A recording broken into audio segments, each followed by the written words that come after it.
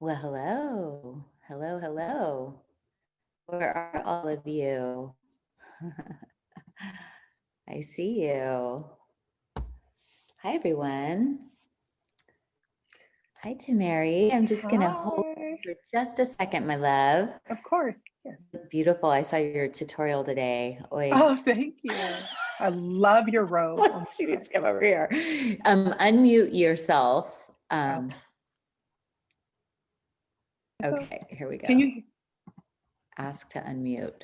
There. I guess I have to do it. Just in case you say the wrong thing or maybe cuss. I love your robe so much. All right, my love. Hold on. I'm just gonna say hi to everyone. Oh, I see a lot of people. Cynthia from Georgia, Jessica, Sylvia. If you are new, Edith says, "Blessed be, sisters." Yay. If you're new, let us know where you're zooming in from, and we would love to welcome the newbies. Tina in Texas, Angie in Minnesota. Beautiful. Oh, Thomas says, remember to set your chat to participants and attendees so everyone can see your chat. Okay. I don't know how to do that. I'm not going to be chatting. Tamerri and I are going to be chatting. Yay. Hi, how are you? I am so good. I'm so happy to be here. I love your background. You're giving me Zen vibes. You look really Oh, I well. am in a Zen, beautiful place with I the love great it. people. Yeah. My friend is retreating in LA, and so I'm staying with her for a few days. You know, girlfriend retreat. We Yay. closed the tea salon because there were crazy COVID numbers. So I was Yeah. just like, let's just have a couple days off. Yeah. It Drink looks some lotus amazing. wine. I have mantra mint here in your cup.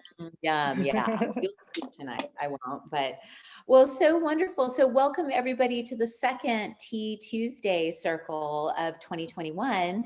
I'm so pleased. I've been wanting Tamerri on the circle for so long just to talk about astrology. We're here in the astrology themed month, and I loved when I met you in the tea salon in Ojai because you just dove right into like, what sign are you? What did I like? And you were able to navigate the situation faster than like, I don't know, my 10-year-old when there's ice cream in the house. It was just like, it was fast, it was furious. And I was like, oh, this woman sees right through me. But I was, I was like, I was like, all right. So what I love about your approach to astrology, and I know everybody can read your bio and see how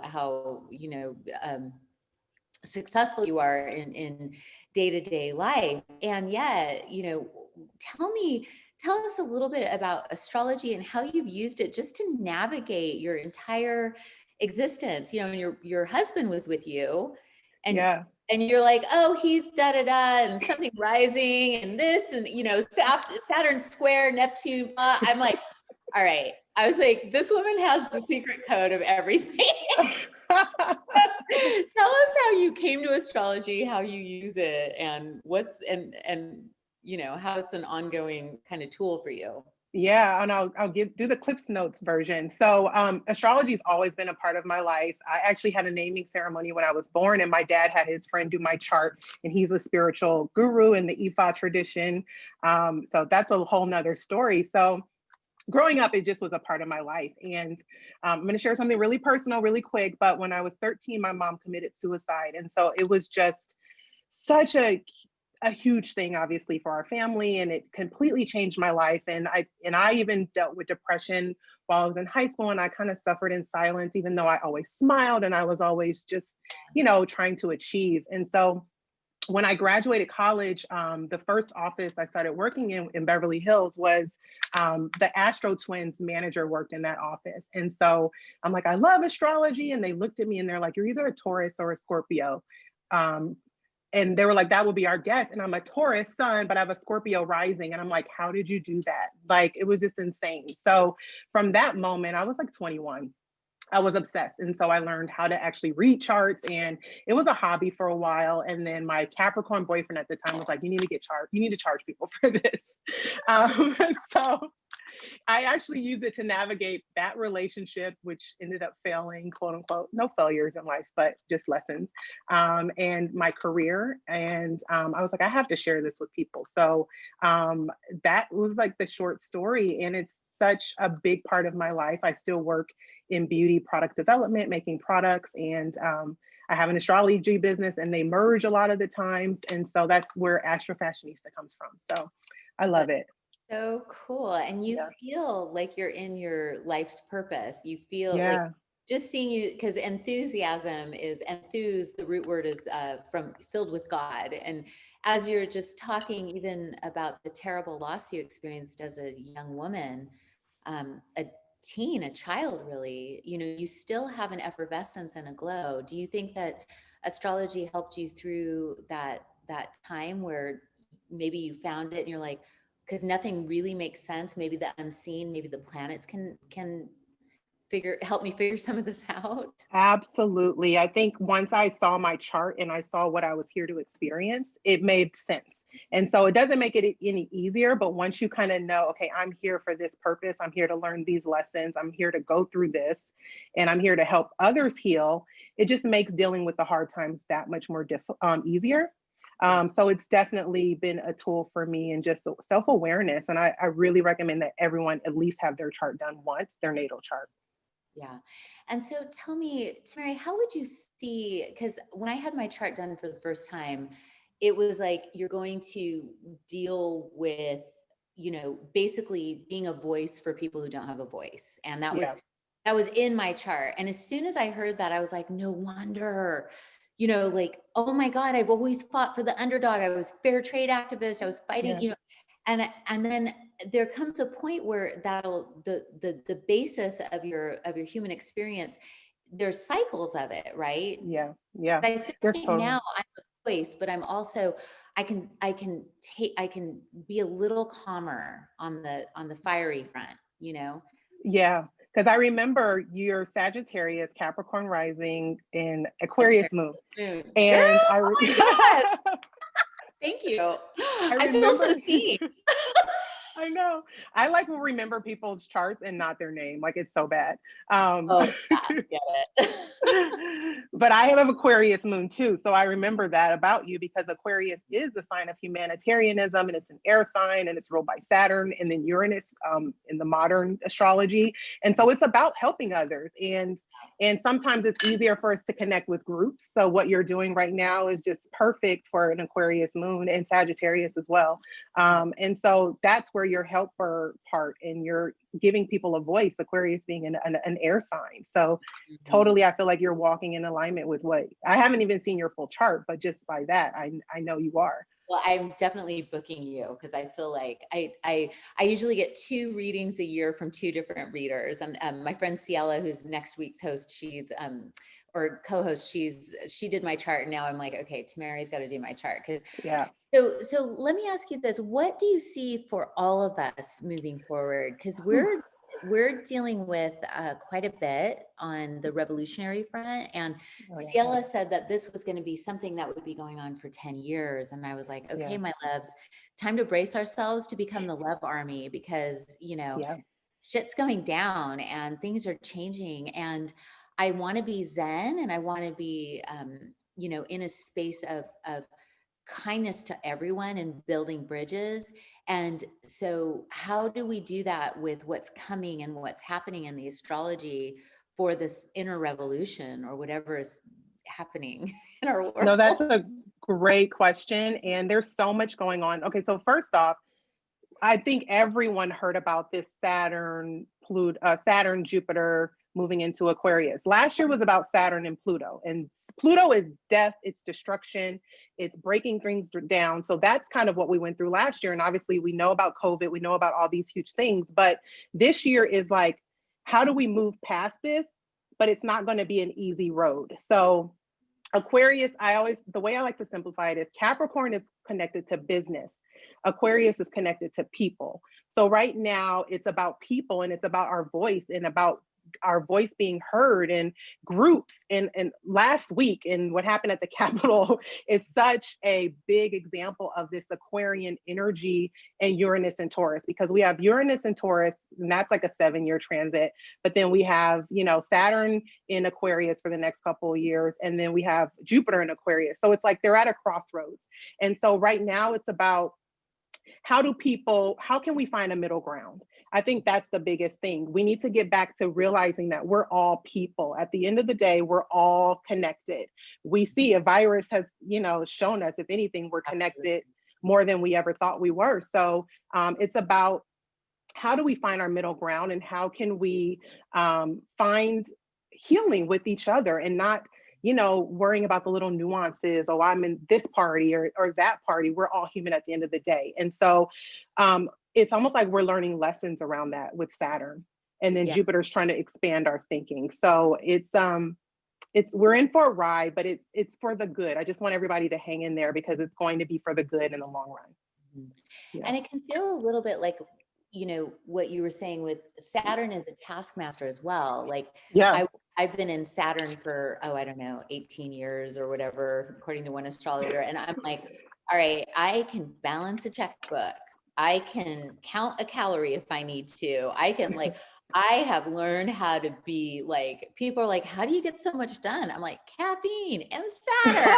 This is a thing. But well, you're also ruled by Saturn because you're a Capricorn rising. So it's the ruler of your chart. Exactly. So hard work. And, you know, any other time, I think I would not appreciate. I think right now we're in a state of appreciation for our own unique nature, because had we not been divine, like birds and creatures, like we would not even exist, and not one of us is the same.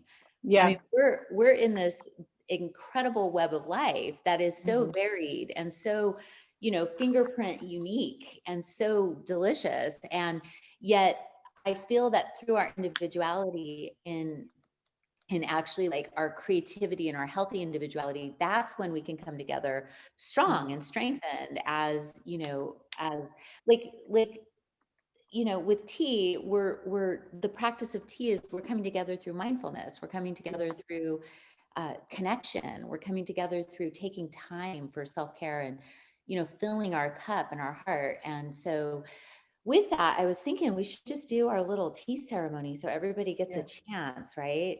Oh my God, I knew this conversation was going to be good. You can always tell. You can always tell. And I used to have a podcast on CBS radio, and I would always be able to tell if the conversation was going to be good was when I'd get like the butterflies before. And sometimes I would just go, and then sometimes I'd be like, oh. Okay, everyone, bring your cup, whatever you're drinking. I'm drinking Lotus Mind tonight. Bring your cup to your heart chakra. And your heart is where the magic lies. Your heart is where connection is, where true intelligence exists. All these in beautiful messages that Tamerri is sharing with us about the cosmos and how it affects our beautiful personalities and our unique individuality. It is all found there in the heart, the logos of creation within you.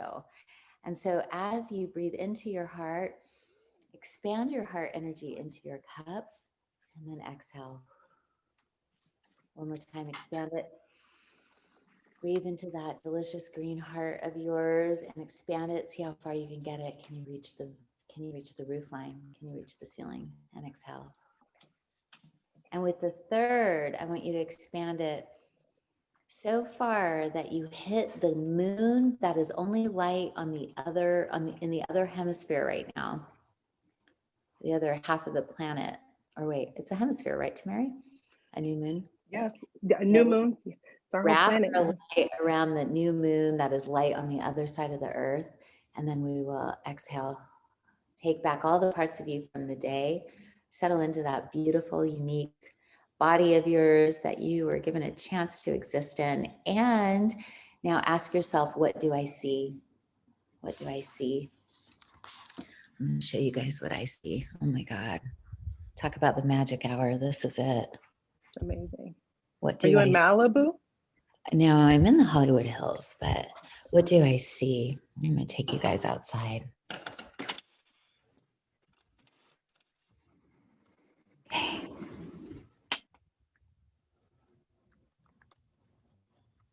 Oh, you guys can't really see it. Hold on, I'll do it this way. Oh, sorry, Susie. Here. What do I see? I guess you guys can't really see it yet. It is bright pink. Okay. Then ask yourself, what do I hear? What do I hear? T for the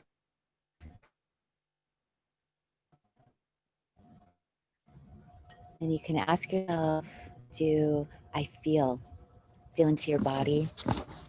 Sensation more than emotion. Sensation over emotion. Okay. Going back into the warm places. And now what do I smell? Lavender and I smell. I love mint, calming mint. So cleansing. And then ask yourself, what do I taste?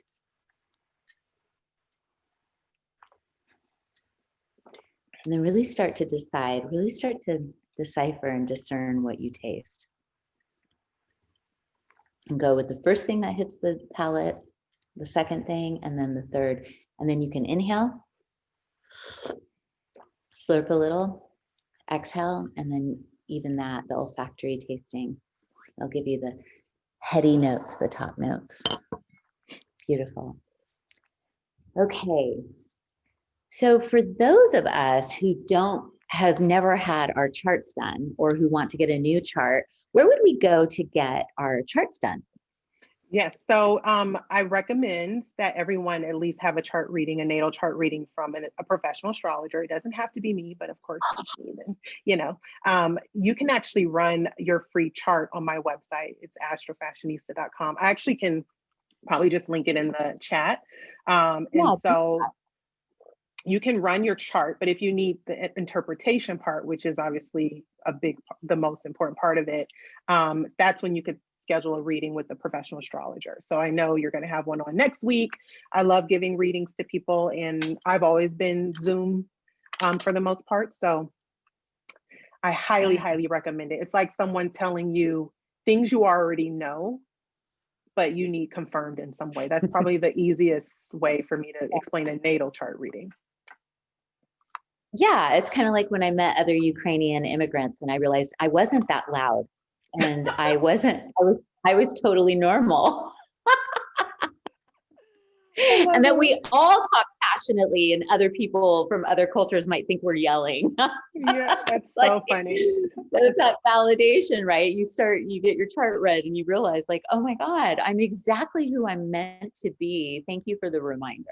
Yeah. That's always what it's felt to me. Yeah. Yeah. So Tamerri, what would you say is one of and we will answer questions if anybody needs if anybody wants to ask questions, now's the time. So what would you say is the most common question you get from people who are looking for answers with their chart? Everyone wants to know about career and love. Those are the two hottest topics. Yeah. And they usually go hand in hand. Like sometimes for people, they're interconnected. But I would say that's the most common question, or like, what does my year look like? And so there's a lot. Astrology is a vast subject. I've been studying a little over 15 years, like seriously studying now, and there's no way I will ever know everything. But there's all types of charts. Like you can have like a Hindu Vedic chart, you can have a Western traditional chart. So I think for you, go with the astrologer that you feel connected to, and start with a natal chart. And then from there, you want to follow up and do like your annual. Some people like to come biannually. Some people want to come as often as once a month to kind of track the transits and what they should be focusing on. So it's kind of up to you in the relationship with the astrologer, but it's always career and love for everyone. Sometimes family issues too, which is love, it usually boils down to love too. Everything boils down to love. Exactly. And so for people who couldn't, who might not be able to afford or who want to teach themselves as a form of their practice, you know, there are books where I know that we sell some in the tea salon where it'll teach you like what's a transit, what's a this, and then it'll say like Mars, da da da this. And I found a book in this house. I think I have one. That is the only astrology book you'll ever need. And I was reading like, what is an Aquarian moon? What is it this? What is that? Yeah. And I was thinking, oh yeah, exactly. The only astrology book you'll ever need. And I thought, how lovely. It's almost like, you know, that know thyself. It's like to really like spend time looking up what you are and then sitting in practice and interpreting it for like, what does that mean for me? And I know, you know, I do tarot cards for all my friends and colleagues, but when I do them myself, sometimes I will spend I'll schedule a whole Sunday morning just to do that. Yeah. So do you find that the getting to know the nuances of the self, it's almost like it's a deeper study than just someone telling you. It's almost like a ongoing journey. For sure. And that's where I started. Like I never had the intention to actually be a professional astrologer. Did you lose me for a second? Yeah, I lost you just for a second. Okay. I'm back. Yeah, so I actually started, you know, on my personal journey. I never had the intention to be a professional astrologer. So it's all about starting with yourself and really getting to know yourself. And by the way, I think that book you're referring to, the only astrology book you'll ever need, this was the second one that I read cover to cover. So when I was first starting out in astrology, that was one of the books. And there was another Llewellyn book, and I keep them, they're just so close to my heart, obviously. Another one is Astrology for Yourself by Demetra George and Douglas Block. Demetra George is a famed astrologer. She used to teach at one of the schools I got my certification from. So I would say start with yourself. That's how you really get down to the bottom of your, you know, what am I here for? So I would highly recommend people to do that. Great. So we have some questions. Are you ready? Yes. Angela says, am I forever cursed with a Taurus sun and Scorpio moon? Oh my God, no, you're not cursed. Okay, so your sun and your moon are opposing each other, I'm assuming. And so your sun is your life force. It's like what drives you, it's your creativity. And your moon is like the intimate side of yourself and what you need and what you crave. And those two parts of you are so important and they're opposite. So you have to find the middle ground between both. Taurus wanting material needs as a Taurus sun, the Scorpio wanting that like loyalty and the emotional and needing to feel secure emotionally. So find something in real life that makes you feel emotionally secure. That's what, like, whether it's an activity, whether it's people, whatever you can do to do that, you'll be fine. I have a Taurus sun and I'm a Scorpio rising, and I have Mars, Saturn, and Pluto in Scorpio. So I understand her struggle, but you're not cursed. No one's chart is cursed. You're here for a lesson. That's beautiful. Anita says, so is a chart basically like a tarot reading or psychic reading, or is it deeper than that? It's deeper for sure. Yeah, and not all astrologers, it's not psychic. So you don't have to be psychic to be an astrologer or to study astrology. But I find that a lot of people that are intuitive and into other mystical forms are into astrology too. So no, it's definitely deeper. It's a lot of it's more factual, I would say, because it's based on the actual movement and there's a lot of math involved. But the information you get is probably going to be just as insightful as you would get from, you know, an intuitive reader from reading from someone else. Yeah, I find astrology more scientific, even though some people would argue with that, which my Capricorn rising lights, I like science. I will tell my Sagittarian's going to be like, oh yeah, I believe that. Wait, back it up with science. And where's the profit and loss statement on that? And then my Aquarius is like, how can we take this information and share it with the masses? Because it'll help people. So it's like, right. So once you figure out all your stuff, you can create sort of a game of it and a dance. So Christy is saying, is this a good year for Capricorn? Yes or yes, Lowell? Okay, Capricorns have had it tough because you've had Saturn and Jupiter Jupiter is actually in detriment in Capricorn. So even when it's there, it can't help as much as it wants, but you're getting a little bit of a break. But I mean, this is why it's good to know your rising sign. And I don't know if everyone knows their rising sign, but it's basically the sign that was ascending the moment you were born. So it's about your mask and it's how you move through the world. It's a super important part of your chart. So if you know your rising sign, you actually want to listen to or watch horoscopes for that sign. That's going to be more accurate for you. So if you're a Capricorn rising, then, you know, Saturn is working on your finances now. So it might be not so hard on your self-esteem, but it wants to get your finances into shape. So that would be using a, like, you know, expanding opportunities too, but then also organizing. Yeah, definitely. I have a lot I want to do that takes money. We want to build more schools. We want to, like, there's so much. I want to pick up where I left off with Zhina's tea. And it's like, I'm coming up against that. Oh, okay. Next year at this time, like, okay, let's make that the goal. Let's make that the goal. And I was not mature enough to do that in the past. So Tina's asking, do birth charts correlate to Enneagrams? You know what? I think there's someone that does both, right? That's the is that the Enneagram? No, I'm thinking of the INFJ. What is that test? Oh, I don't know. Enneagram is the number. Okay, so I think there's actually someone that incorporates both. I can't think of her name. Okay. And I think there is some overlap, but I don't study that, so I'm not an expert. Yeah, the Enneagram's fascinating. We're going to be covering it later in the year. Donna says, do you have time to speak in general about each sign and what may be in store? Yeah, do you have time for just like a super quick down and dirty? I did. Yeah, I have notes. Okay, so let me, Aries, it's going to, okay, so I'll try to zip through this because this is over at 6, right? Or is it 4 minutes? No, you can go up to 12 more minutes. Okay, or cool. 15. So I'll try to keep it brief. Okay, so for Aries, your friendships, groups, money from your career, that's going to be a focus for you over the next, let's say, 2.5 years. Uranus is in your second house of finances, so there might be changes there. So I would just make sure that you are, you know, being organized, plan for the future, because Uranus can bring unexpected changes in regards to your finances. And this is Aries and Aries rising, if you know your rising sign.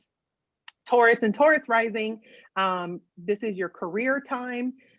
There's opportunities that might be coming through, but then you're also supposed to be making sure that you're in the right career. Are you doing what your heart tells you that you should be doing, or are you just doing something just for money? Your identity is changing right now.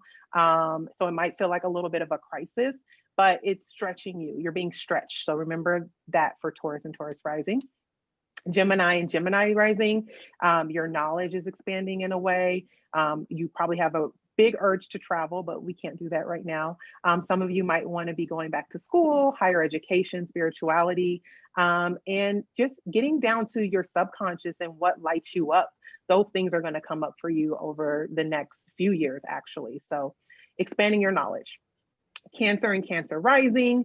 It's not the sexiest part of your chart, but it's taxes, debts, money with your partner, and your social circle. There might be changes there.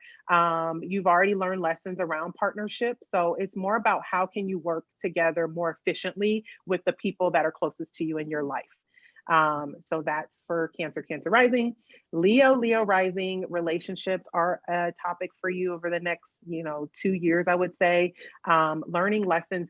If you're in the wrong relationship, let it go so something better can come in. Trust. If you're wanting a relationship, now's the time to really put the effort into bringing that or calling that into your life. And there's also work and career changes coming up for you as well. Virgo and Virgo rising are health nuts of the zodiac. Your focus is going to be on your health more than ever. Some of you also may be going back to school. Your spirituality is changing, or maybe the idea of spirituality for you, faith. And so you'll be kind of focused on organization in those areas. Libra, Libra rising, it's all about expanding your creativity. Some of you will be really focused on your children. Watch gambling. This is a time where you can bring in money, but you can lose it very quickly. So just be, a little bit conservative when it comes to gambling. Scorpio rising. This focus is going to be on your home and your family. And some of you might be moving, some might be, renovating your home, some might be trying to have a baby. But that's kind of the name of the game. And then relationships and partnerships as well. Sagittarius rising. This is all about your sibling. For those of you who have siblings, your neighborhood, maybe getting more in touch with your neighborhood. Maybe some of you might join like, a neighborhood association, expanding your mind in some way. And your relationships, actually your health and your daily routine. There's things that might come up out of the blue. So make sure you stay on top of all the exercises and eating right. And just trying to be more organized. That's Sagittarius and Sagittarius rising. Capricorn and Capricorn rising. I talked about this: money, organization, finances, investments. All of those things are big for that sign, as well as your creativity is also changing. Aquarius and Aquarius rising. This is you. There's a lot of changes. This is kind of like a fresh new start for you, because you have these signs in your first house, Jupiter and Saturn. And then Uranus is in the fourth house of home, changing things there. So it might feel like a little bit of an identity crisis, but just know that it's for the better, or it's for the best in the long run. So just hold on there, be zen, and welcome the change. Just say welcome. And then for Pisces and Pisces rising, this is all about yourself undoing, like letting go of things that no longer serve you, really getting down to your subconscious, what Pisces is really good at doing. It's a sign that is about dreams. So I would say it's a lot of personal work for Pisces coming up. So those were the fastest quote unquote horoscopes, but I hope wow, that helps everyone. That was like that was like a time lapse to Tamerri. We were like, that was great. But it's so interesting how each of us have a very succinct focus in the year, where it's like, okay, this year you're gonna be working on relationships, this year it's money, this year it's health. It's like, I love that it can give you, I always say intention organizes the universe, but having your like astrological intention set up as we begin 2021, this is going to save everyone some time if they dive deep on that particular issue. And the thing I love about astrology is that it moves, so it just shifts. So this year, maybe a Sagittarius is focused on this. And then the next year it'll be, did I lose you again? Oh. Hello? Oh.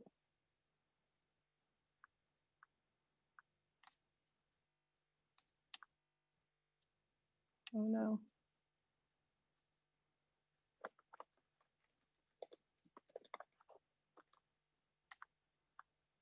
I don't know what to do. Should I log back in? Oh, we lost Zhena. Okay, I think we lost Zhena.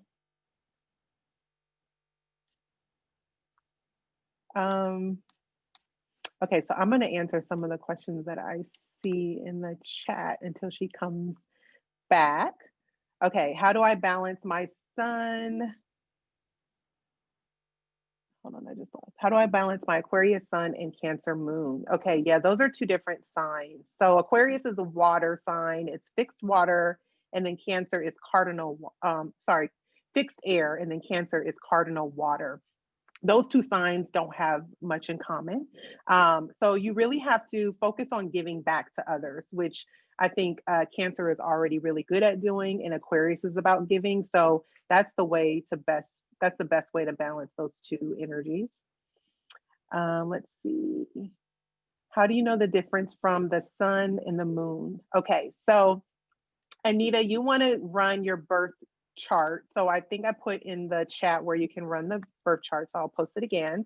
And your sun is about, that's like your general personality. So that's like what fuels and motivates you through life. And then your moon is about your emotions and what you need and what's going to sustain you emotionally. So those are the two differences between those two signs. And the best way to kind of understand it is to have a professional chart reading. Ooh, can you tell us about the new moon, Shelby? Okay, Shelby, and for everyone. So today's a new moon in Capricorn.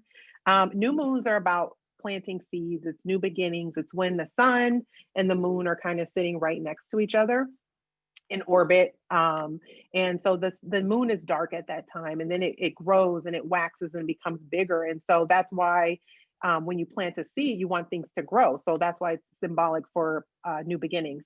So the most auspicious time for a new moon is when the moon and the moon is within less than like 1 degree of the sun. And so for today, that's going to be around 9:30 p.m. Pacific Standard Time. So if you really want to accomplish something in regards to business and organization and setting a foundation, those are all the things that Capricorn rules. That's a great time to kind of write down your plans. And then obviously you put action behind it as you move through your everyday life. Cindy said, can I list the astrology books in the chat? So one was Astrology for Yourself.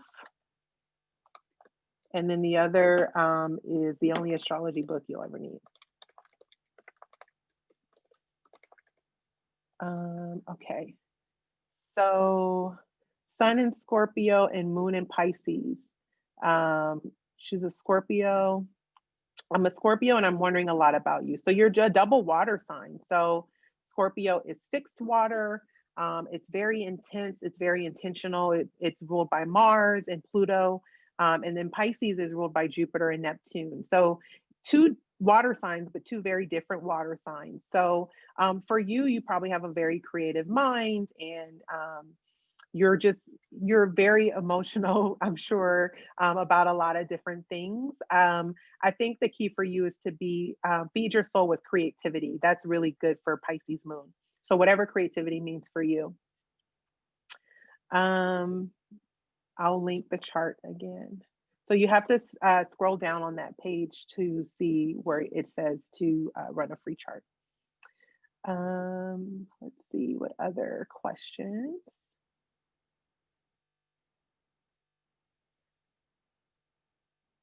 There's all these questions about Julian calendars.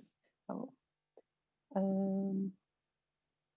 I think that's most of the questions that I see in the chat, unless I scroll back up. Any other questions while we wait for Zhena? What does it mean if you don't have a planet in a house? So if you don't have a planet in a house, that's not, okay, so basically where the planets are, that's kind of where a lot of activity is going on in your chart. And so when there's no planets in a chart, you still have a ruler of that house. So you look to the ruler of that house, and this is kind of advanced for people who know about birth charts. You look to the ruler of the house and see what that ruler is doing and what condition that ruler is in. So for example, I'm trying to think of a house that I don't have a planet in. My 5th house is ruled by Jupiter because Pisces is on the cusp, Jupiter and Neptune. So I look to Jupiter in my chart, which is in Capricorn, and so is Neptune. So hopefully that makes sense. Can I talk about Rahu? I love that question. Okay, so Rahu is the north node. So in your chart, you have 2 points. They're the moon's nodes, and it's where the moon's ecliptic crosses with, that's probably too technical for you, but you don't need to know that. So basically, the nodes of the moon are Rahu and Ketu, or the north node and the south node. And so the north node is all about, Rahu is the dragon's head.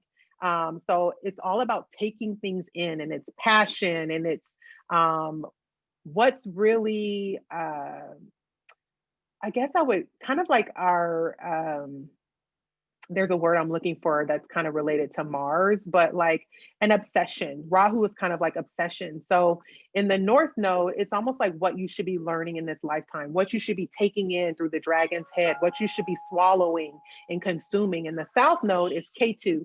And that is the dragon's tail. So that's what you should be excreting, letting go, because you've already learned those lessons. And so in your chart, when you look at the north and south node, you want to, I look at where that node is, so what sign it's in and what house it's in. And that tells you a lot about what you're here to learn in this life. And it's almost like a destiny point. There's a few destiny points in a chart, but those two kind of tell you more of like a life overview in terms of what a lesson is for you in life. So I hope that explains Rahu. What do the houses mean? Your husband ran something online and I have like 5 houses and he has 12.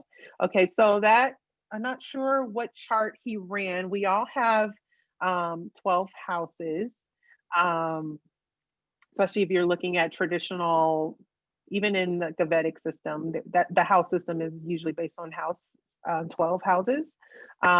So maybe you only had planets in 5 houses, if that's what I'm reading. But the houses basically represent the area that an action is happening in your life. So if Mars is in the first house, so I have Mars in the first house, that means planets are the only things that do anything in astrology. They perform the action, and the house is where that action happens. So the action, me being assertive, Mars happens in my first house. That means I'm a person that takes action and goes after things. Mars is also getting in accidents and being a fighter. So that can be a negative expression in the first house. So the house is where the action happens that the planet is doing. That's probably the easiest way. And each house in the chart represents an area of your life. So the first house is yourself, the second house is your money and your resources, the third is your siblings, your neighborhood, your mind, and it goes all the way through 12. What should we look at our rising signs instead of or why should you look at your rising sign instead of your sign? So when astrologers are writing horoscopes, usually they're writing with the sun sign as the ascendant, or on the left side of the chart if you were looking at it. And so they're writing with the planets. Transits are what the planets are doing right now. And so when an astrologer is writing, they're writing assuming this one sign is over here in the chart and it's going through each house. So whatever your rising sign is going to be more accurate than your sun sign, unless you're a double Capricorn or you're a double Leo, meaning your sun and your rising are in the same sign. So I usually tell people to read both or listen to both, but you might start to see that your rising sign is more accurate for what's actually going on in your actual life. And of course, you should always have a professional reading if you can. Oh, Zhina's internet died. Okay, so I guess I will close the circle. I hate that this happens, but I'm glad I was able to kind of answer some of these questions. What is your rising? I think I answered that a lot at the rising sign, but yeah, I will close the circle, and I'm so glad that I was able to be here with you guys. I'm such a fan of Magic Hour. I mean, I have so much of Zhina's teas, and I know you guys all love her. So it was so nice to be here with you guys today, and go manifest on the new moon.